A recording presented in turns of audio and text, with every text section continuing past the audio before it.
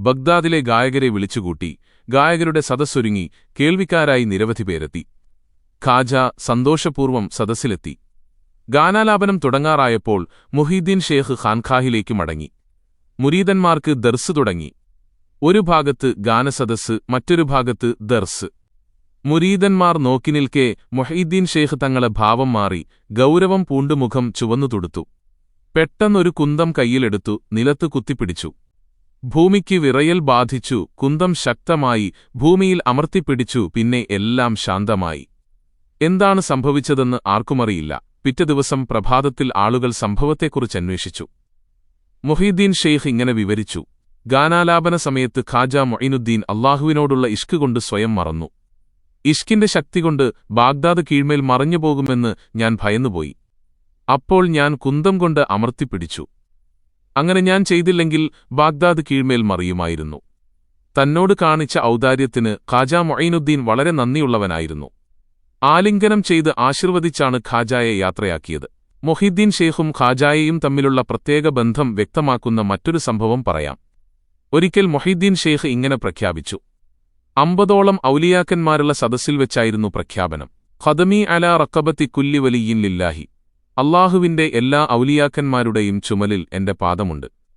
Sheikh Abu Saud ഇങ്ങനെ രേഖപ്പെടുത്തിയിട്ടുണ്ട്: അള്ളാഹുവിന്റെ ഔലിയാക്കന്മാരുടെ ചുമലിൽ എന്റെ പാദമുണ്ട് എന്ന് ഷെയ്ഖ് അബ്ദുൽ ഖാദിർ ജീലാനി പറയുമ്പോൾ ആ സദസ്സിൽ ഞാനുമുണ്ടായിരുന്നു. അക്കാലത്ത് പ്രഗത്ഭരായ 50ഓളം ഷേഖുമാർ സദസ്സിലുണ്ടായിരുന്നു. പാദം വെക്കാൻ വേണ്ടി എല്ലാവരും കഴുത്ത് നീട്ടിക്കൊടുക്കുന്നത് ഞാൻ കണ്ടു. ഷെയ്ഖ് അലിയുബ്നു ഹീദി എഴുന്നേറ്റു പാദം ചുമലിൽ വയ്ക്കുന്നതും ഞാൻ കണ്ടു. അടുത്തുള്ളവരും അകലെയുള്ളവരുമായ ഔലിയാക്കൾ ചുമലിൽ കാൽവെക്കത്തക്കവണ്ണം കുനിഞ്ഞുകൊടുത്തു. ഖാജ മൊയ്നുദ്ദീൻ ചിസ്തി ഇക്കാര്യത്തിൽ എല്ലാവരെക്കാളും മുൻകടന്നു. അങ്ങയുടെ പാദം എന്റെ ശിരസിൽ വയ്ക്കുക, എന്റെ കണ്ണുകളിലും വയ്ക്കുക. ഇത് പറഞ്ഞുകൊണ്ട് ശിരസ് തന്നെ താഴ്ത്തിക്കൊടുത്തു. എന്റെ സഹോദരൻ വിനയത്തിൽ എല്ലാവരെയും പിന്നിലാക്കി അള്ളാഹു അദ്ദേഹത്തിന് അത്യുന്നത സ്ഥാനം നൽകി അനുഗ്രഹിക്കുന്നതാണ്. ഇതായിരുന്നു ഷെയ്ഖ് അബ്ദുൽ ഖാദിർ ജീലാനിയുടെ പ്രതികരണം. ഖാജായുടെ ജീവിതയാത്രയിലെ ചില നിർണായക സംഭവങ്ങൾക്ക് സാക്ഷ്യം വഹിച്ച പ്രദേശമാണ് സബ്സുവാർ. ഇവിടെ ഭരണം നടത്തുന്നത് ക്രൂരനായ മുഹമ്മദ് യാദ്കാർ. ആളൊരു റാഫിളിയാണ്. മഹത്തുക്കളെപ്പറ്റി പരിഹാസപൂർവ്വം സംസാരിക്കും. മദ്യപാനിയാണ്. മദ്യപാന കേന്ദ്രങ്ങളുണ്ട്. മദ്യപന്മാരുടെ സംഘങ്ങൾ തന്നെയുണ്ട്. മദ്യം നുരയുന്ന ഉല്ലാസ സായാഹ്നങ്ങൾ. സത്യവും നീതിയും ധർമ്മവും പടികടന്നു അക്രമവും പിടിച്ചുപ്പറിയും. നിത്യസംഭവങ്ങൾ. ജനം ഭരണം മടുത്തു. ഒരു മാറ്റത്തിനായി ദാഹിച്ചു. അപ്പോഴാണ് ആ സന്തോഷവാർത്ത കേട്ടത്. ഖാജ മൊയ്നുദ്ദീൻ ചിസ്തി വരുന്നു. ജനം ആവേശഭരിതരായി. ഖാജ അവർക്ക് സബ്സുവാറിലേക്ക് സ്വാഗതം. ഖാജ എത്തി. ജനം ആവേശപൂർവ്വം ചുറ്റും കൂടി. യാദ്കാർ മുഹമ്മദിന്റെ കിങ്കരന്മാർ ഖാജായെ എത്തിനോക്കി. കുറെ പട്ടിണിപ്പാവങ്ങൾ അവർക്ക് മധ്യേ. പരുക്കൻ വസ്ത്രം ധരിച്ചൊരു ഫക്കീർ. അവർക്ക് പുച്ഛം തോന്നി. ആളുകൾ ഖാജായുടെ മുൻപിൽ വന്നുനിന്നു സങ്കടപ്പെട്ടു കരഞ്ഞു. ഖാജ, ഞങ്ങളെ രക്ഷിക്കൂ, അങ്ങ് ദുആ ചെയ്യൂ. ഒന്നുകിൽ യാദ്കാർ മുഹമ്മദ് സന്മാർഗത്തിലാവണം, അല്ലെങ്കിൽ അവൻ നശിക്കണം. എങ്കിലേ നാട്ടിന് രക്ഷയുള്ളൂ. ക്ഷമിക്കൂ, കുറച്ചുനാൾ കൂടി കഴിയട്ടെ. നാളുകൾ നീണ്ടു. ദുർഭരണത്തിന്റെ ദുരന്ത കഥകളാണ് വന്നുകൊണ്ടിരിക്കുന്നത്. ജനം ഖാജായുടെ വാക്കുകൾക്ക് കാതോർക്കുകയാണ്.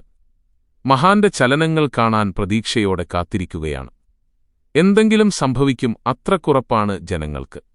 സതുപദേശങ്ങൾ നൽകി അവർ ആവേശപൂർവ്വം സൽക്കർമ്മങ്ങളിൽ മുഴുകി. നാട്ടിലെ ചലനങ്ങൾ യാദ്കാറും കൂട്ടരും അറിയുന്നുണ്ട്.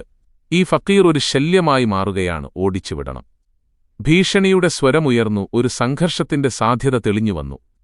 ഖാജായുടെ മുഖത്ത് ഗൗരവം ഇരിപ്പിടത്തിൽ നിന്നെഴുന്നേറ്റു. ധൃതിയിൽ മുൻപോട്ടു നടന്നു. ജനം അത്ഭുതത്തോടെ നോക്കി നിന്നു. യാദ്കാർ മുഹമ്മദിന്റെ കുറ്റൻ കൊട്ടാരം. മുൻപിലൊരു കാവൽക്കാരൻ ഖാജ കൊട്ടാരത്തിലേക്ക് പ്രവേശിക്കാൻ നോക്കും. കാവൽക്കാരൻ വാൾകൊണ്ടാക്രമിക്കും. ജനം നടുക്കത്തോടെ നിൽക്കുന്നു. കാവൽക്കാരൻ ഖാജായെ തടുത്തു. ഖാജ അവന്റെ മുഖത്തേക്ക് നോക്കി. അവൻ ഭയന്നു വിറച്ച് വാൾ താഴെ വീണു. പിന്നാലെ അവനും വീണു ബോധമില്ലാതെ കൊട്ടാരത്തിൽ പ്രവേശിച്ചു. അകത്തു കാവൽക്കാരൻ അവരെ അമർത്താൻ ഒരു നോട്ടം മതി. ഖാജ ദർബാറിൽ പ്രവേശിച്ചു. യാദ്കാർ മുഹമ്മദ് സിംഹാസനത്തിലിരിക്കുന്നു. ഖാജായുടെ ശബ്ദമുയർന്നു. യാദ്കാർ, ജനങ്ങളുടെ രക്തത്തിൽ മുക്കിയ കുറേ റൊട്ടിക്കഷ്ണങ്ങളാണ് നിന്റെ കൈവശമുള്ളത്. ഞാനതിന്റെ കണക്കെടുപ്പ് പൂർത്തിയാക്കാൻ വന്നതാണ്. യാദ്കാർ ഭയന്നു വിറച്ചു. സിംഹാസനത്തിൽ നിന്നിറങ്ങി വന്നു. കാലുകൾ വിറച്ചു. ഖാജ കൊട്ടാരത്തിൽ നിന്നിറങ്ങിപ്പോയി. പിന്നീട് ജനം ആ അത്ഭുതം കണ്ടു. ഒരുപാട് സമ്മാനങ്ങളുമായി യാദ്കാർ മുഹമ്മദ് ഖാജായെ കാണാൻ വന്നു. ക്ഷമിക്കണം, ഈ പാരിതോഷികങ്ങൾ സ്വീകരിക്കണം. ഈ ഫക്കീറിനെന്തിനാണ് പാരിതോഷികങ്ങൾ? അവ പാവങ്ങൾക്കിടയിൽ വിതരണം ചെയ്യൂ. അവ പാവങ്ങൾക്കിടയിൽ വിതരണം ചെയ്യപ്പെട്ടു. ഖാജായുടെ കാരുണ്യത്തിന്റെ നോട്ടം യാദ്കാറിന്റെ മനസ്സുമാറി ഭൗതിക സുഖങ്ങൾ വെറുത്തു. എന്നെ അങ്ങയുടെ അടിമയായി സ്വീകരിക്കൂ, വുളൂ എടുത്തു വരൂ. വുളൂ എടുത്തു വന്നു. ഖാജ ദുആ ഇരുന്നു. എല്ലാവരും ആമീൻ ചൊല്ലി. എനിക്കുള്ള സകല സ്വത്തും ഞാൻ ഈ കാൽക്കീഴിൽ സമർപ്പിക്കുന്നു, സ്വീകരിച്ചാലും. ഒരടിമയായി അങ്ങയെ പിന്തുടരാൻ എന്നെ അനുവദിച്ചാലും. കഴിവുള്ളവർ നാട് ഭരിക്കട്ടെ. നാട്ടുകാർക്ക് നല്ല ഭരണാധികാരിയെ കിട്ടി. യാദ്കാർ മുഹമ്മദ് പരിത്യാഗിയായി മാറിക്കഴിഞ്ഞു. ഖാജായുടെ ഖാദിമായി മാറി ആത്മീയ പദവിയിലേക്കുള്ള പടവുകൾ ചവിട്ടിക്കയറാൻ തുടങ്ങി. ഖാജയും സംഘവും പിന്നീട് ബൽക്കിലേക്ക് നീങ്ങി. ഷെയ്ഖ് അഹ്മദ് ഖൽറവൈഹിയുടെ ഖാൻഖാഹിൽ മാസങ്ങളോളം താമസിച്ചു. ജനങ്ങളെ തത്വശാസ്ത്രം പറഞ്ഞ് വഴിതെറ്റിക്കുന്ന ഒരു പണ്ഡിതൻ അവിടെയുണ്ടായിരുന്നു, ഹക്കീം ളിയാഉദ്ദീൻ.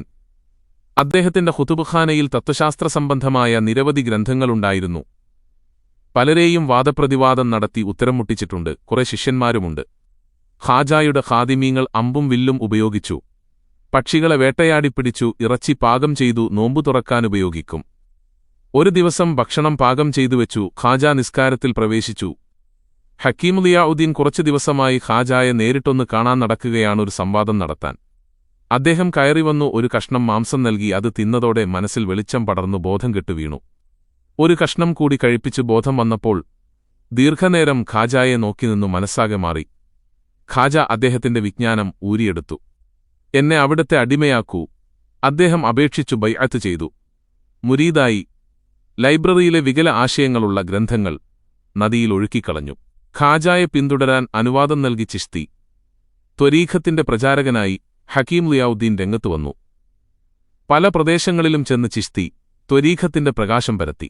നബിതങ്ങളുടെ കൽപ്പന ശിരസാവഹിച്ചുകൊണ്ട് ഖാജ മൊയ്നുദ്ദീൻ ചിശ്തി അജ്മീറിലേക്ക് വരികയാണ്. അജ്മീറിന് പല പേരുകൾ പറയപ്പെട്ടിട്ടുണ്ട്: ജാംഗീർ, ജിറാഗ്, ജീമീർ, ആദ്മീർ, ജലൂപൂർ. രാജപുത്രന്മാർ രൂപീകരിച്ച രാജവംശം. രാജവംശത്തെ ശക്തമാക്കിയത് രാജാ ജയ്പാൽ. രാജാവും ജനങ്ങളും ബഹുദൈവ വിശ്വാസികൾ. മാരണവിദ്യ ശക്തി പ്രാപിച്ച കാലം.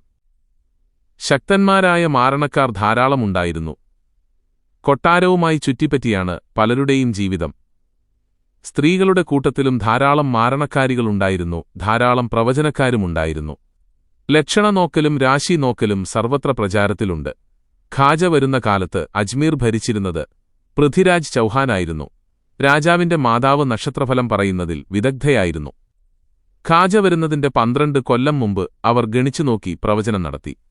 അറേബ്യയിൽ നിന്നൊരു ഫക്കീർ വരും. ദൈവകൃപയുള്ള ആളായിരിക്കും. അദ്ദേഹം ഏകദൈവ വിശ്വാസത്തിലേക്ക് ജനങ്ങളെ ക്ഷണിക്കും. അദ്ദേഹം അത്ഭുതങ്ങൾ കാണിക്കും. നിരവധി പേർ അദ്ദേഹത്തിൽ വിശ്വസിക്കും. നീയും വിശ്വസിക്കണം. അക്കാലത്ത് ഞാനുണ്ടെങ്കിൽ വിശ്വസിക്കും. ആ ഫക്കീറിനെ തിരിച്ചറിയാനുള്ള ധാരാളം അടയാളങ്ങൾ പറഞ്ഞുകൊടുത്തു. പൃഥ്വിരാജിന്റെ മനസ്സിൽ അപ്പോൾ മുതൽ വെറുപ്പു തുടങ്ങി. ആ ഫക്കീർ വരുന്നത് തടയണം. അതിനുള്ള വഴികൾ ആരായാൻ തുടങ്ങി. അതിർത്തി സേനയോട് കരുതിയിരിക്കാൻ ആവശ്യപ്പെട്ടു. അല്ലാഹുവിന്റെ ഭൂമി, അവൻ സൃഷ്ടിച്ച ജനങ്ങൾ. അല്ലാഹുവിന്റെ ജനങ്ങളെ അവനിലേക്കടുപ്പിക്കുവാനാണ് പ്രവാചകന്മാർ വന്നത്. പ്രവാചകന്മാരുടെ കാലം കഴിഞ്ഞു. ഇനി ആ ദൗത്യം നിർവഹിക്കേണ്ടത് ആരിഫീങ്ങളാണ്. ആരിഫീങ്ങളുടെ നേതാവാണ് ഖാജ തങ്ങൾ. അല്ലാഹുവിന്റെ മാർഗ്ഗത്തിലേക്ക് ജനങ്ങളെ വിളിക്കാനാണ് ഖാജ എത്തിയിരിക്കുന്നത്. പടപ്പുകളെ പടച്ചവനിലേക്ക് ക്ഷണിക്കുമ്പോൾ അതിൽ മറ്റാരും ഇടപെടേണ്ട കാര്യമില്ല. ആയിരക്കണക്കായ വർഷങ്ങളായി തൗഹീദിന്റെ വെളിച്ചമെത്താത്ത നാട്, പിശാചുക്കൾ അടക്കി ഭരിക്കുന്ന സ്ഥലം, ആ നാട് ഔലിയാക്കളുടെയും സൂഫിയാക്കളുടെയും നാടായി മാറാൻ പോവുകയാണ്. ഒരു വിട്ടുവീഴ്ചയ്ക്കും തയ്യാറില്ലാതെ പൃഥ്വിരാജ് നിലക്കൊണ്ടു ഖാജായുടെ ആഗമനം കൊണ്ട് എന്ത് നേട്ടമുണ്ടായി? അബുൽ ഹസൻ അലി നദ്വി സാഹിബിന്റെ വരികൾ പറയാം. നിശ്ചിത ദാർഢ്യത്തോടെയുള്ള ഖാജായുടെ പരിശ്രമവും ആത്മാർത്ഥതയും ത്യാഗമനസ്ഥിതിയും സമർപ്പണവും ആയിരക്കണക്കിന് വർഷങ്ങളായി വിഗ്രഹാരാധനയുടെ അന്ധകാരത്തിൽ മുങ്ങിയ ഒരു രാജ്യത്തെ മതപണ്ഡിതന്മാരുടെയും സൂഫികളുടെയും നാടാക്കി മാറ്റി. ഈ നാട് മതവിജ്ഞാനത്തിന്റെയും ആത്മീയോത്കർഷത്തിന്റെയും ശേഖരമായി തീർന്നു. ഇന്നാടൊട്ടുക്കും അല്ലാഹു അക്ബർ മുഴങ്ങിയതും എങ്ങും ഖുർആന്റെയും ഹദീസിന്റെയും സ്നേഹഗീതങ്ങളാൽ നിറഞ്ഞതും ഖാജ കാരണമായിരുന്നു. ഇന്ത്യൻ മുസ്ലിങ്ങളുടെ സവിശേഷതകൾ ലോകത്തിന് മനസ്സിലാക്കിക്കൊടുക്കാൻ വേണ്ടി അബുൽ ഹസൻ അലി നഅദ്വി സാഹിബ് അറബി ഭാഷയിൽ സമഗ്രമായൊരു ഗ്രന്ഥം രചിച്ചിട്ടുണ്ട്. അൽ മുസ്ലിമൂന ഫിൽ ഹിന്ദ്. ഖാജായും ശിഷ്യന്മാരും ഇന്ത്യക്ക് നൽകിയ സംഭാവനകൾ അതിൽ വിവരിച്ചിരിക്കുന്നു. ഖാജ ആദ്യമെത്തിയത് ഡൽഹിയിലാണ്. ജനസേവനവുമായി രംഗത്തിറങ്ങി പലവിധ ബുദ്ധിമുട്ടുകൾ സഹിക്കുന്ന ആളുകൾ അവർ വന്നു സങ്കടം പറഞ്ഞു. ഖാജ അവരെ ആശ്വസിപ്പിച്ചു, അവർക്കുവേണ്ടി പ്രാർത്ഥിച്ചു. വിശന്നവർക്കാഹാരം നൽകി. മഹാൻ നൽകിയ ആഹാരവും വെള്ളവും അവർക്ക് ദിവ്യ ഔഷധം പോലെയായിരുന്നു. ഒരു വലിയ ജനക്കൂട്ടത്തെ കനത്ത ഇരുട്ടിൽ നിന്ന് വെളിച്ചത്തിലേക്ക് കൊണ്ടുവരികയായിരുന്നു ഖാജ തങ്ങൾ. കല്ല്, മരം, പാമ്പ് തുടങ്ങി നിരവധി വസ്തുക്കളെ ആരാധിച്ചിരുന്നവർ ഏകനായ റബ്ബിനെക്കുറിച്ച് കേട്ടു. ജാതിയുടെയും ഉപജാതിയുടെയും മതിൽക്കെട്ടുകളില്ലാത്ത മതം, ഏകദൈവത്തിന്റെ സൃഷ്ടികളായ മനുഷ്യർ, സഹോദരങ്ങൾ. ഖാജായുടെ വാക്കുകൾ അവർ വിശ്വസിച്ചു. ആയിരങ്ങൾ ഇസ്ലാം മതം സ്വീകരിച്ചു. അവരെ നയിക്കാൻ ഒരാൾ വേണം, ഒരു നേതാവ്. അതിന് യോഗ്യനായ മഹാനാണ് ഖുത്ബുദ്ദീൻ ബഖ്തിയാർ കാക്കി. അവർകൾ മഹാൻ ഡൽഹിയിൽ താമസിക്കും, ഇസ്ലാം മതപ്രചരണം നടത്തും. ആവശ്യമായ ഉപദേശനിർദ്ദേശങ്ങൾ ഖാജായിൽ നിന്ന് കിട്ടിക്കൊണ്ടിരിക്കും. ഖാജ ഡൽഹി വിടുകയാണ്. ലക്ഷ്യസ്ഥാനത്തേക്ക് നീങ്ങുകയാണ്. ഇന്ത്യയുടെ ഹൃദയഭാഗം അജ്മീർ. അതിശക്തനാണ് അവിടുത്തെ രാജാവ്. ലക്ഷക്കണക്കിൽ വരും രാജാവിന്റെ സൈന്യം. രാജപുത്രവംശം വമ്പിച്ച സ്വത്തുണ്ട്. സ്വർണ്ണകുമ്പാരമുണ്ട്. പല സ്ഥലത്തും പടുകൂറ്റൻ കോട്ടകൾ കെട്ടിയിട്ടുണ്ട്. ചമ്പൽ നദിക്കരയിൽ കെട്ടിയ കോട്ട അമ്പരപ്പിക്കുന്നതാണ്. കോട്ടയ്ക്കു ചുറ്റും വളർന്നുവന്ന പട്ടണത്തിന്റെ പേര് കോട്ട എന്നാകുന്നു. ഇന്ന് പ്രധാന റെയിൽവേ ജംഗ്ഷനാണ്. കോട്ട. അജ്മീരിലേക്ക് പോകുന്ന പലരും ഇവിടെ ഇറങ്ങാറുണ്ട്. ചിലർ ജയ്പൂരിൽ ചെന്നിറങ്ങും. ഡൽഹിയിൽ നിന്നും മുംബൈയിൽ നിന്നും അജ്മീരിലേക്ക് നേരിട്ട് ട്രെയിൻ സർവീസുണ്ട്. അജ്മീരിൽ പൃഥ്വിരാജിന്റെ കൊട്ടാരം പ്രൗഢിയോടെ ഉയർന്നുനിന്നു. താരാഗട്ടിലാണ് മറ്റൊരു പ്രധാന കോട്ട. ശക്തിയിലും സമ്പത്തിലും പൃഥ്വിരാജ് പഴയകാലത്തെ കിസ്ര ചക്രവർത്തിക്ക് തുല്യനായിരുന്നു എന്നാണ് ശംസുൽ ഉലമ രേഖപ്പെടുത്തിയിരിക്കുന്നത്. പേരെടുത്ത ജ്യോത്സ്യന്മാർ ഒരു ഫക്കീർ വരുമെന്നും അദ്ദേഹം കാരണമായി രാജ്യഭരണം നഷ്ടപ്പെടുമെന്നും മുന്നറിയിപ്പ് നൽകിയിരുന്നു. ഫക്കീറിന്റെ രൂപവിവരണവും നൽകിയിരുന്നു. ആ ഫക്കീർ ഇതാ എത്തിയിരിക്കുന്നു. അല്ലാഹു എന്നു പറയാൻ ഒരാളില്ലാത്ത അജ്മീരിൽ ഒരു തണൽ മരം കണ്ടു. അതിന് താഴെ വിശ്രമിച്ചു. രാജാവിന്റെ ഒട്ടകങ്ങൾ രാത്രി വിശ്രമിക്കുന്ന സ്ഥലമാണത്. വൈകുന്നേരം ഒട്ടകങ്ങളുടെ സൂക്ഷിപ്പുകാരെത്തി. ഒട്ടിയ വയറും പരുക്കൻ വസ്ത്രവുമായി നിൽക്കുന്ന ഫക്കീറിനെ അവർ പുച്ഛത്തോടെ നോക്കി. ഇത് ഒട്ടകങ്ങൾക്ക് കിടക്കാനുള്ള സ്ഥലമാണ്, മാറിപ്പോകൂ ഇവിടെ നിന്ന്. ഒട്ടകക്കാർ ഗൗരവത്തോടെ പറഞ്ഞു. അവർ ശകാരിക്കാൻ തുടങ്ങി. ഫക്കീർ ശാന്തസ്വരത്തിൽ ഇങ്ങനെ പറഞ്ഞു, ഒട്ടകങ്ങൾ കിടക്കട്ടെ, ഞാൻ പോയേക്കാം. ഖാജ തന്റെ സാധനങ്ങളുമായി ആനാസാഗരിന്റെ സമീപത്തേക്ക് പോയി വുളു എടുത്തു നിസ്കരിച്ചു. പതിവുള്ള ആരാധനകളിൽ മുഴുകി. അടുത്ത പ്രഭാതം ഒട്ടകക്കാർ സാധാരണ പോലെ വന്നു എന്നും ഒട്ടകങ്ങൾ എഴുന്നേറ്റു പുറത്തേക്ക് പോവാൻ തയ്യാറായി നിൽക്കും. അത്ഭുതം, ഒരൊറ്റ ഒട്ടകവും അന്ന് എഴുന്നേറ്റിട്ടില്ല. നല്ല പ്രഹരം നൽകി എഴുന്നേൽക്കുന്നില്ല. മടിയാണെന്ന് കരുതി അടിക്കാനും കുത്താനും തുടങ്ങി. ചിലതിന്റെ തോൽ പൊട്ടി രക്തം വന്നു. എന്നിട്ടും എഴുന്നേറ്റില്ല. വാർത്ത നാടാകെ പരന്നു. രാജാവും അറിഞ്ഞു. മുന്നറിയിപ്പ് നൽകപ്പെട്ട ഫക്കീർ എത്തിയോ? അന്വേഷണമായി സംഗതി സത്യം തന്നെ. തൽക്കാലം ക്ഷമ ചോദിക്കാൻ രാജാവ് കൽപ്പിച്ചു. ഒട്ടകപാലകർ ഫക്കീറിനെ കണ്ട് ക്ഷമ ചോദിച്ചു. ഒട്ടകങ്ങൾ എഴുന്നേൽക്കട്ടെ, ഖാജ കൽപ്പിച്ചു. ഒട്ടകങ്ങൾ എഴുന്നേറ്റു. സംഭവം നാട്ടിലാകെ സംസാരമായി. പൃഥ്വിരാജ് ഫക്കീറിനെ ആട്ടിപ്പുറത്താക്കാൻ തീരുമാനിച്ചു. ആളുകൾ ചെറിയ സംഘങ്ങളായി വന്നു. ഫക്കീർമാരെ ഒളിഞ്ഞുനോക്കി. എന്താണവർ ചെയ്യുന്നത്? അനാസാഗരിൽ പോവുന്നു, വെള്ളമെടുക്കുന്നു, വുളു എടുക്കുന്നു, നിസ്കരിക്കുന്നു. തദ്ദേശവാസികളിൽ പലരും നിസ്കാരം ആദ്യം കാണുകയാണ്.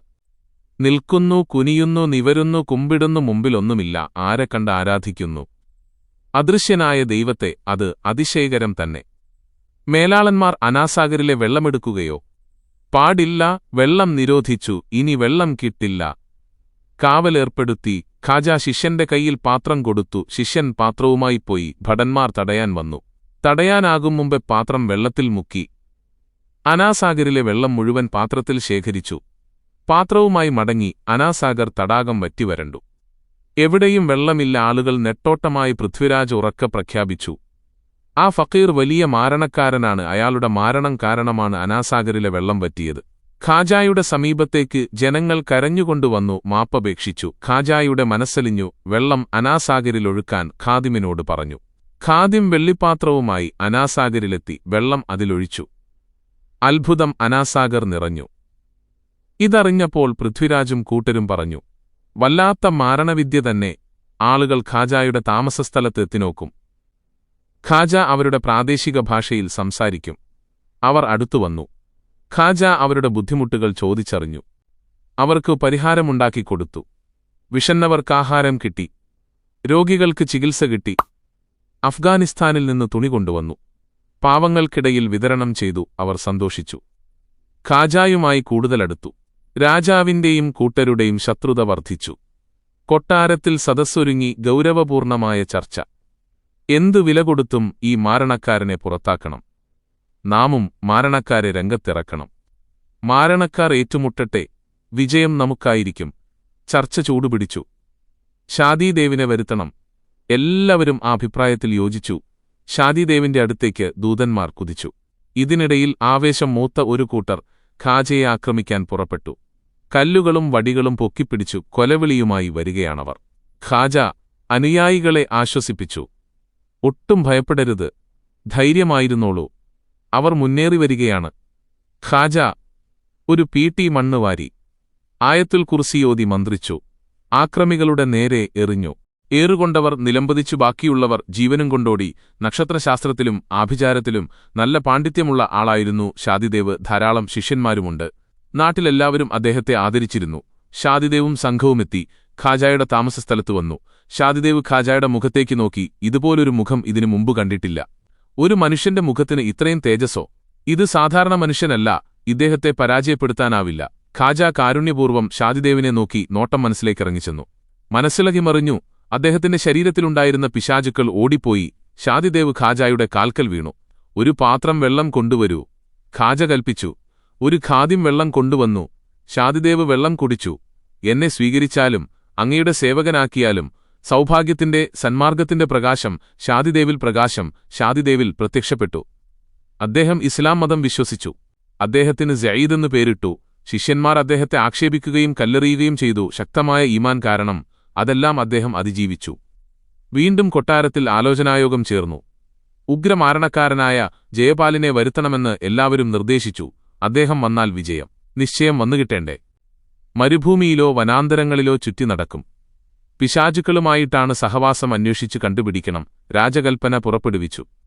അന്വേഷകർ പുറപ്പെട്ടു. സാഹസപ്പെട്ടു കണ്ടുപിടിച്ചു. ജയപാൽ കൊട്ടാരത്തിലെത്തി. രാജാവ് മാരണക്കാരനെക്കുറിച്ച് വിവരിച്ചു. ഏതു മാരണക്കാരനെയും പരാജയപ്പെടുത്തുമെന്ന് അയാൾ വീമ്പിളക്കി. രാജാവും പ്രമുഖന്മാരും സാധാരണക്കാരും വന്നുചേർന്നു. എല്ലാവരും ഫക്കീറിന്റെ പരാജയം കാണാൻ കാത്തുനിൽക്കുകയാണ്. ജയപാലും വമ്പിച്ച അനുയായികളും വന്നു. മാരണവിദ്യകൾ തുടങ്ങാൻ സമയമായി. കയറുകളും വടികളും ഉയർത്തി. അവ നിലത്തിട്ടു. അവ പാമ്പുകളായി മാറി ആക്രമണിക്കാൻ വരുന്നു.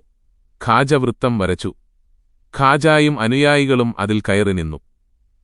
പാമ്പുകൾ ഖാജായുടെ വൃത്തത്തിനടുത്തെത്തുമ്പോൾ ചത്തുവീഴുന്നു. ഒരു ഉപദ്രവവും വരുത്തുന്നില്ല. പല ഭാഗത്തുനിന്ന് പാമ്പുകളും തേളുകളും പാഞ്ഞുവരുന്നു. വൃത്തത്തിനടുത്തെത്തുമ്പോൾ നശിക്കുന്നു. പിന്നെ അന്തരീക്ഷത്തിൽ നിന്ന് അഗ്നി വരാൻ തുടങ്ങി. അതും ഖാജായുടെ അടുത്തെത്തുമ്പോൾ കെട്ടുപോകുന്നു. ജയപാൽ പഠിച്ച പണികളെല്ലാം പയറ്റുന്നു. ഒന്നും വിജയിക്കുന്നില്ല. കോപവും നിരാശയും വർദ്ധിച്ചു. വിജയിക്കണം, തോൽക്കാൻ പറ്റില്ല. ഖാജ തന്റെ അനുയായികളോടിങ്ങനെ കൽപ്പിച്ചു. ചത്തുവിണുകിടക്കുന്ന പാമ്പുകളെയും തേളുകളെയും എടുത്ത് ദൂരേക്ക് വലിച്ചെറിയുക. പിന്നെ ഒട്ടും താമസമുണ്ടായില്ല. ചത്ത പാമ്പുകളെയും തേളുകളെയും വലിച്ചെറിഞ്ഞു. അവ വീണ സ്ഥലത്ത് സസ്യങ്ങൾ മുളയ്ക്കാൻ തുടങ്ങി. അവ വളർന്നു വലുതായി മരങ്ങളായി. ഖാജ ഒരു ചത്ത തേളിനെ കൈയിലെടുത്തു കുഴിച്ചിട്ടു.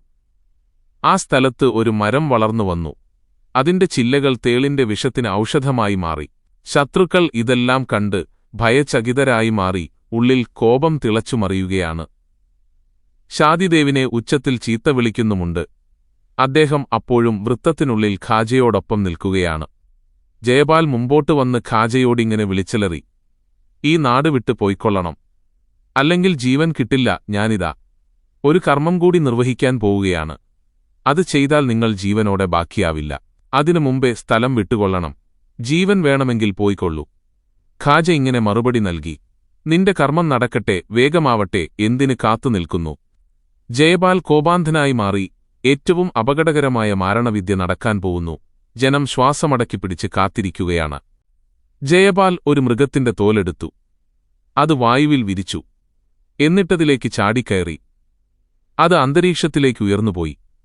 ഇപ്പോൾ അത് കാണാനേയില്ല. എവിടെ മറഞ്ഞു എന്നറിയില്ല. ഖാജ തന്റെ മെതിയടികളോട് ഇങ്ങനെ കൽപ്പിച്ചു പോകൂ. ജയപാലിനെ കണ്ടുപിടിക്കൂ, അവനെ ഭൂമിയിൽ കൊണ്ടുവരൂ. കൽപ്പന കിട്ടേണ്ട താമസം. മെതിയടികൾ ഉയർന്നു. ജയപാലിനെ സമീപിച്ചു. തലക്ക് അടി തുടങ്ങി. അടിയേറ്റുലയാൻ തുടങ്ങി. ഭൂമിയിലേക്ക് വീണു. വേദന കൊണ്ട് പുളയുന്ന ജയപാൽ നിരാശനും ക്ഷീണിതനുമാണ്. ദാഹജലം വേണം. രാജാവും പ്രധാനികളും സാധാരണക്കാരും ജയപാലിന്റെ ദയനീയ പരാജയം നേരിൽ കണ്ടു. അമ്പരന്ന് നിൽക്കുകയാണെല്ലാവരും. ഖാജ ഒരു പാത്രം വെള്ളം കൊടുത്തയച്ചു. ജയ്പാൽ അത് വാങ്ങി അത്യാഗ്രഹത്തോടെ കുടിച്ചു. അതോടെ അദ്ദേഹത്തിന്റെ അവസ്ഥയാകെ മാറി. എല്ലാ ശക്തിയും ചോർന്നുപോയിരിക്കുന്നു. ഖാജായുടെ സമീപത്തേക്ക് നടന്നുവന്നു. കാൽക്കൽ വീണ് കരഞ്ഞു. ഇസ്ലാം മതം സ്വീകരിച്ചു. എന്നെ അവിടുത്തെ അടിമയായി സ്വീകരിച്ചാലും. ഖാജ തന്റെ പുണ്യം നിറഞ്ഞ കരം ജയപാലിന്റെ ശിരസിൽ വെച്ചുകൊണ്ട് പേര് വിളിച്ചു, അബ്ദുല്ല. അബ്ദുല്ലായുടെ കണ്ണുകൾ നിറഞ്ഞൊഴുകി സന്തോഷത്തിന്റെ കണ്ണീർ. നിനക്കെന്തു വേണം? എന്തു വേണമെങ്കിലും തരാം, ചോദിച്ചോളൂ, ഖാജ പ്രോത്സാഹിപ്പിച്ചു. ഇതുവരെ ഞാൻ മറ്റൊരു സമൂഹത്തിലായിരുന്നു. അവിടെ എനിക്ക് അത്യുന്നത സ്ഥാനമുണ്ടായിരുന്നു. ഇനി എനിക്ക് ആത്മീയ ലോകത്ത് ഉന്നത സ്ഥാനം വേണം. ഖാജ ജയപാലിന്റെ മുഖത്തേക്ക് വല്ലാത്തൊരു നോട്ടം നോക്കി. അപ്പോഴേക്കും ജനങ്ങളുടെ ദൃഷ്ടിയിൽ നിന്നും അദ്ദേഹം മറഞ്ഞുകഴിഞ്ഞിരുന്നു. അദ്ദേഹം തന്റെ ഷേഖിനോടൊപ്പം ഉയർന്നു. ആലമുൽ മലക്കൂത്തിലെത്തിച്ചേർന്നു. അത്ഭുത കാഴ്ച കണ്ടു. അത്ഭുത ശബ്ദങ്ങൾ കേട്ടു. കണ്ണടക്കൂ, ഖാജ കൽപ്പിച്ചു. അബ്ദുള്ള കണ്ണടച്ചു. അല്പം കഴിഞ്ഞു ഖാജ കൽപ്പിച്ചു, കണ്ണു തുറക്കൂ. അപ്പോൾ യാത്ര തുടങ്ങിയ സ്ഥലത്ത് തന്നെ എത്തിയിരിക്കുന്നു. ഇനി എന്താണ് നിന്റെ ആഗ്രഹം? ഖാജ ചോദിച്ചു. അങ്ങയുടെ ഖാദിമായി ജീവിക്കുക. സുദീർഘകാലം ഖാജ അദ്ദേഹത്തിന്റെ ശിരസ് തടവി, ശരീരവും തടവി. എന്നിട്ടിങ്ങനെ പറഞ്ഞു, നീ ദീർഘകാലം ജീവിക്കും, ലോകാവസാനം വരെ ജീവിക്കും. നിനക്ക് കണക്കാക്കപ്പെട്ട ആയുസ് കഴിഞ്ഞാൽ പിന്നെ നീ ജനങ്ങളുടെ കാഴ്ചയിൽ പെടാതെയായിരിക്കും ജീവിക്കുക. ഖാജ ആശീർവദിച്ചു. ശിഷ്യന് ആശ്വാസമായി. ഈ ശിഷ്യനാണ് അബ്ദുള്ള ബായാബാനി. അജ്മീരിന് ചുറ്റുമുള്ള മലകളിലാണ് താമസം. അജ്മീരിലും താരാഘട്ടിലും വഴിതെറ്റിപ്പോയവർ അബ്ദുള്ള ബായാബാനിയെ വിളിച്ചാൽ ഉടനെത്തി ശരിയായ വഴിയിലെത്തിച്ചുതരും. വിശന്നവർക്ക് ആഹാരം നൽകും, ദാഹിച്ചു വലഞ്ഞവർക്ക് ദാഹജലം നൽകും. ഇന്നും അബ്ദുള്ള ബായാബാനി അവിടെയുണ്ട്. രാജാവും കൂട്ടരും കടുത്ത നിരാശയിലായി. മനസ്സിൽ കോപം തിളച്ചുമറിയുകയാണ്. വല്ലാത്ത മാരണം തന്നെ. അല്ലാഹു നൽകിയ ശക്തിയാണെന്ന് സമ്മതിക്കാൻ അവർ തയ്യാറില്ല. ഷെയ്ഖിനെയും കൂട്ടരെയും തുരത്തിയോടിക്കണം. അതിനുള്ള മാർഗമന്വേഷിക്കുകയാണവർ. ബലപ്രയോഗം തന്നെ വേണ്ടിവരും. ആയുധധാരികളും സൈന്യത്തെ അയക്കാം. കൊട്ടാരത്തിൽ രാജാവും പ്രമാണിമാരും ആ രാത്രിയിൽ ചർച്ച നടത്തുന്നു. ഖാജായും കൂട്ടരും മറ്റൊരു രീതിയിലുള്ള ചർച്ചയിലാണ്. തന്റെ അനുയായികളിൽ 3 പേരെ ഖാജ അടുത്തേക്ക് വിളിച്ചു. സബ്സ്വാരിൽ വെച്ച് ഖാജായുടെ മുരീദായി മാറിയ മുഹമ്മദ് യാദ്ഗാറിനെ ഓർക്കുമല്ലോ. അദ്ദേഹം ഖാജായുടെ പ്രധാന ഖാദിമാണ്. ധാരാളം ഇബാദത്തുകൾ എടുത്തു കഴിഞ്ഞു. കഴിഞ്ഞുപോയ കാലത്തെ പാപങ്ങൾക്ക് പ്രായശ്ചിത്തമായി ഇപ്പോൾ കടുത്ത ത്യാഗം അനുഷ്ഠിക്കുകയാണ്. ആത്മീയ ലോകത്ത് ഉന്നത പദവി നേടിക്കഴിഞ്ഞു. ഇനിയുള്ള പ്രവർത്തനങ്ങൾ നിയന്ത്രിക്കുന്ന പ്രധാനികളിൽ ഒരാളാണദ്ദേഹം. ഖാജ കൂടിയാലോചനയ്ക്കു വേണ്ടി അടുത്തേക്ക് വിളിച്ച ഒന്നാമത്തെയാൾ അദ്ദേഹമാണ്. രണ്ടാമത് വിളിച്ചത് സഈദ് പഴയ ഷാദിദേവ്. മൂന്നാമത് വിളിച്ചത് അബ്ദുള്ള ബായാബാനി. നമുക്കിവിടെ നിന്ന് മാറ്റിത്താമസിക്കണം. ഒരു ഖാൻഖാഹ് പണിയണം. ധാരാളം ആളുകൾ ഇസ്ലാം മതം സ്വീകരിക്കും. അവർക്ക് മതപഠനം അനിവാര്യമാണ്. അനുഷ്ഠാന കർമ്മങ്ങൾ പഠിപ്പിച്ചു കൊടുക്കണം. പാവങ്ങൾക്ക് ആഹാരം പാകം ചെയ്തു കൊടുക്കണം. രോഗികളെ പരിചരിക്കണം. നമ്മെ കാണാൻ വരുന്നവരെ സ്വീകരിക്കുകയും സംസാരിക്കുകയും വേണം. അതിനെല്ലാം ഒരു കേന്ദ്രം വേണം. നിങ്ങൾ പോയി പറ്റിയ സ്ഥലം കണ്ടുപിടിക്കണം. ഡഫ് ഖാജ 3 പേരെയും ഉപദേശിച്ചു. അവർ പറ്റിയ സ്ഥലം അന്വേഷിച്ചു. അന്തർകോട്ട് എന്ന സ്ഥലമാണ് പരിഗണിച്ചത്. ഇപ്പോൾ മക്ബറ നിലനിൽക്കുന്ന സ്ഥലം. അവിടെ ഖാൻഖാഹ് പണിയാൻ തീരുമാനിച്ചു. എല്ലാവരും കൂടി ചില ഷെഡുകൾ കെട്ടിപ്പൊക്കി. ജമാഅത്ത് ഖാന, ഇബാദത്ത് ഖാന, ലങ്കർ ഖാന എന്നിവ. മത്ബഖിൽ ലളിതമായ രീതിയിൽ പാചകം തുടങ്ങി. വിശന്നൊട്ടിയ വയറുമായി നിരവധിയാളുകൾ വരാൻ തുടങ്ങി. അവിടെ ജാതിയും മതവും നോക്കാതെ ഭക്ഷണം നൽകുന്നു. ദിവസങ്ങൾ നീങ്ങുന്തോറും ആളുകളുടെ തിരക്ക് വർദ്ധിക്കുകയാണ്. വിശക്കുന്നവരുടെ വിശപ്പ് തീരുന്നു. രോഗികളുടെ രോഗം മാറുന്നു. നഗ്നത മറയ്ക്കാൻ നിവൃത്തിയില്ലാത്തവർക്ക് വസ്ത്രം ലഭിക്കുന്നു. അനുഗ്രഹത്തിന്റെ കേന്ദ്രം. ഖാജ വന്നത് വലിയ അനുഗ്രഹമായാണ്. പലരും കരുതി. ആ അനുഗ്രഹത്തിലേക്ക് ഖാജ പൃഥ്വിരാജിനെയും ക്ഷണിച്ചു. ആ ക്ഷണം സ്വീകരിക്കാൻ അഹങ്കാരം അദ്ദേഹത്തെ അനുവദിച്ചില്ല. ഖാജയെയും കൂട്ടരെയും ആട്ടിയോടിക്കുക. അതിൽ കുറഞ്ഞ ഒരു പദ്ധതിയും മുമ്പിലില്ല. കർക്കശ നിലപാട് തന്നെ അയവില്ല. ഖാജ കാരുണ്യത്തിന്റെയും സ്നേഹത്തിന്റെയും മാർഗം സ്വീകരിച്ചു. ഖാൻഖാഹിന്റെ മേൽപ്പുര പുല്ല് മേഞ്ഞതായിരുന്നു. ഖാജയുടെ മുറിയിൽ ഒരു മുസ്വല്ല, വെള്ളം വയ്ക്കാനുള്ള പാത്രം, ഒരു ജോഡി വസ്ത്രം എന്നിവയാണുണ്ടായിരുന്നത്. ഖാജ ഔറാദിൽ ലയിച്ചിരിക്കുകയാണ്. ഒരു കൂട്ടം ധിക്കാരികൾ കടന്നുവന്നു. കുറേ നേരം മുറിയിൽ നിന്നു. പിന്നെ പരുഷസ്വരത്തിൽ സംസാരിച്ചു. ഞാനിവിടെയിരുന്ന് ആരാധനകർമ്മങ്ങൾ നിർവഹിക്കുന്നതുകൊണ്ട് നിങ്ങൾക്ക് വല്ല ബുദ്ധിമുട്ടുമുണ്ടോ? ഖാജ വിനയസ്വരത്തിൽ ചോദിച്ചു. നിങ്ങളാരാണ്? എന്തിനിവിടെ വന്നു? ധിക്കാരികളുടെ ചോദ്യം. ഞാനൊരു ഫഖീർ, അല്ലാഹുവിന്റെ സന്ദേശം പ്രചരിപ്പിക്കാൻ വന്നു. ഈ സന്ദേശം പ്രചരിപ്പിക്കാനാണല്ലോ ശിഹാബുദ്ദീൻ ഗോരി ഇവിടെ വന്നത്. എന്നിട്ടെന്തുണ്ടായി? അല്ലാഹുവിന്റെ സന്ദേശം ഞങ്ങളിവിടെ കുഴിച്ചുമൂടി. ഗോരിയുടെ സൈന്യത്തെ ഞങ്ങൾ തകർത്തു തരിപ്പണമാക്കി. മുറിവേറ്റ് രക്തം പുരണ്ട വസ്ത്രവുമായിട്ടാണ് ഓടി രക്ഷപ്പെട്ടത്.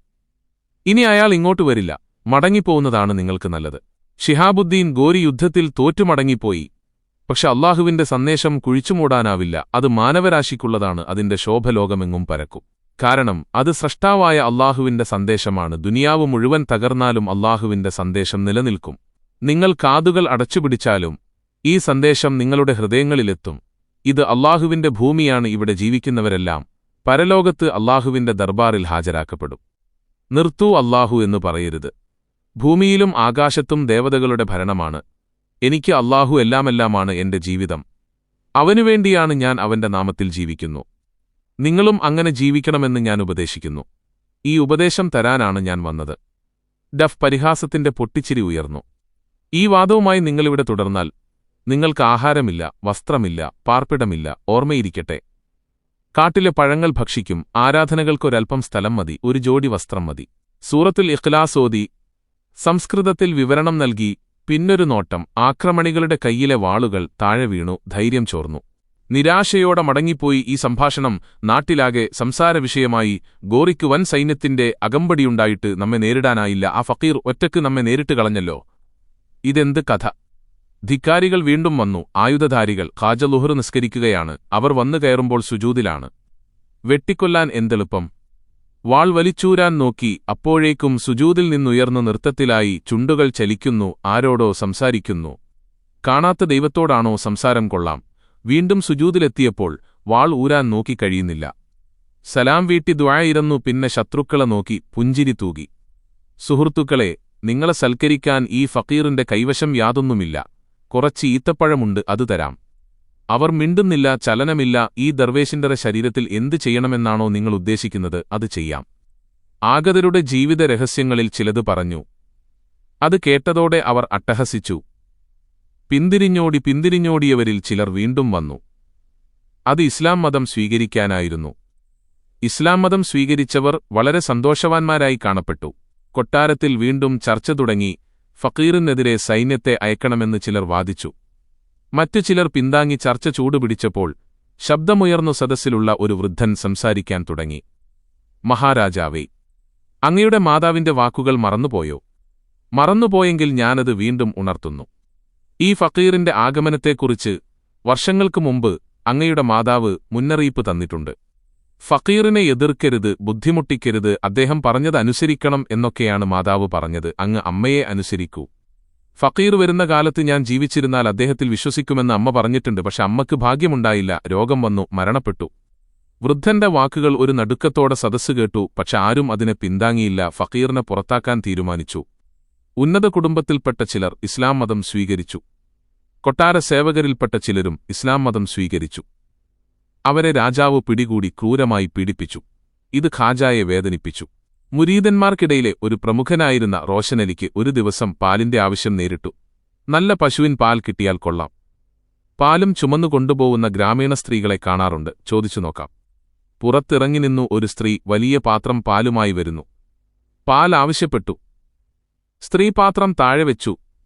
പാലിന്റെ രുചി നോക്കാൻ വേണ്ടി ചൂണ്ടുവിരൽ കൊണ്ട് പാലിൽ തൊട്ട് നാക്കിൽ വെച്ചു നോക്കി. ഉടനെ സ്ത്രീ ബഹളം വയ്ക്കാൻ തുടങ്ങി. മ്ലേച്ഛൻ പാലിൽ തൊട്ട് അശുദ്ധമാക്കി. കൊട്ടാരത്തിലേക്കുള്ള പാൽ അശുദ്ധമായി. ആളുകൾ ഓടിക്കൂടി. റോഷൻ അലിയെ പിടികൂടി. വാർത്ത കൊട്ടാരത്തിലെത്തി.